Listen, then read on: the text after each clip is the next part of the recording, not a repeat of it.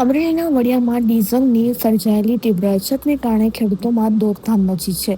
ખેતીની મોસમ વચ્ચે પેટ્રોલ પંપો પર વહેલી સવારથી ટ્રેક્ટરો અને કેન સાથે કિલોમીટર લાંબી લાઈનો જોવા મળી રહી છે.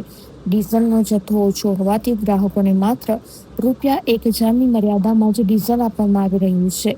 અપૂરતા પુરવઠાને કારણે વડિયા સહિત આસપાસના ગામના ખેડૂતો ભારે મુશ્કેલીમાં મુકાયા છે.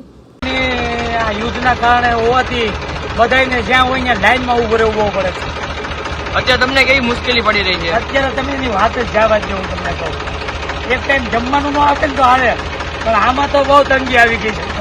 અત્યારે વડિયાની અંદર ડીઝલની લાઈનનો કેવડી લાઈન જોવા મળે તમને મોટી? અત્યારે 1.5 કિલોમીટરની લાઈન નીચે હો, 1.5 કિલોમીટરની લાઈન નીચે વડિયામાં. અને રોજ તંગી દેખાડે કાયમને માટે. એવું છે વાતાવરણ. આવું માહોલ. આનાથી મુશ્કેલી તમને કેવી પડી રહી છે? મુશ્કેલીની તમે વાત તો જાઓ એમને પર જવો વળી જાય.